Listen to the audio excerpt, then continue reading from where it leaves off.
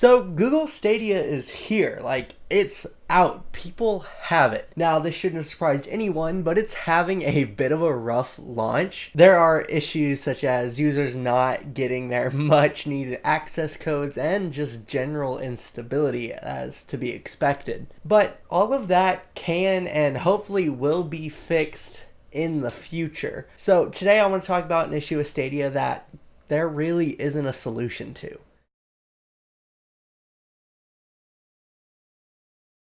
From that preamble, you might think I'm talking about the latency. And while that is a major issue, that's not the one I'm really discussing in this video. The issue I'm talking about is the way that you own the games that you purchase on the Stadia platform. For those of you that don't know, Stadia is Google's new game streaming platform. So that means there is no dedicated console box for it. Everything relies on an internet connection to Google servers. In theory, that sounds great because you can play those games anywhere if you have a stable enough Wi-Fi connection. Now, to play games on Stadia, you have to purchase them just like on any other platform, whether it be Steam, Origin, Uplay, Xbox, PlayStation, Switch, whatever.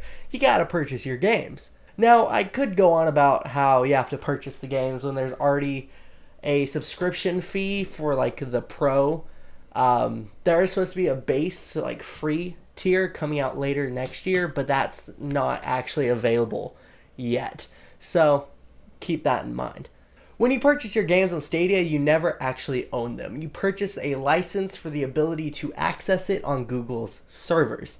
Now, it is like that for a lot of digital purchases on those platforms I just previously mentioned, but for me, there's something a little bit different here. If Steam, Xbox Live, or whatever PlayStation's online service is, decided to shut down, they could just give you the license for whatever game you'd purchase digitally on that platform. Now, being said, I don't know how the downloading of said games would work, but the games you would already had downloaded before the service shut down, you would still have access to if they granted you that license. If Stadia were to ever shut down, all the games and everything you had purchased on that platform would just be gone. The whole appeal of Stadia is that there is no dedicated console box. So what would the users be able to download their games to? I don't see me being able to download Red Dead Redemption 2 and play it off of my iPhone anytime soon.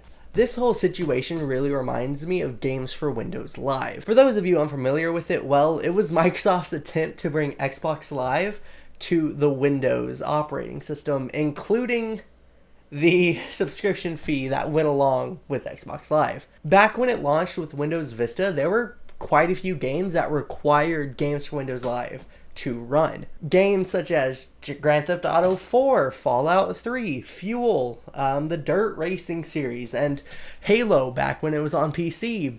I mean, it's coming again. Now that those servers have shut down, that left a lot of those games just completely unplayable. It was up to the developers to patch it out. Some developers didn't, such as Codemasters and Fuel. That game never really got patched. It was left to community support to keep it going. I have a physical copy of it, I believe, on this shelf back here. Do I? Yeah. I have a physical copy of it. And it's a single player game, but there's things I can't access due to Games for Windows Live being shut down. Now, back to Google Stadia, there is no potential patch for it. Like, if it shuts down, the game's gone. What you paid for is just gone. So, I don't see why people would go with that. Google has a history of killing projects. Do you remember Google Plus? I remember Google Plus. That's dead now. Okay. Now, I truly believe streaming is the future, and the key word there is future. As a game collector, I just brought out something there, I'm not too thrilled about it, but there's no denying that's where we are headed. If there was only just a flat subscription fee to access all of the games on Stadia, I would jump right on it. We need that Netflix of video games. Netflix charges a monthly subscription fee to stream all of the content on their service. Now, See if Netflix tried to charge you that monthly subscription fee, and when a hot new TV show came out, they tried to charge you $20 per season on top of that subscription fee. I wouldn't see it going over too well, because you would question why you would stay on that Netflix platform. Now, some people could justify it, not me, but some people could and be like, oh, well, it's exclusive to Netflix. If I bring this around to Google Stadia doesn't have any worthwhile exclusives right now.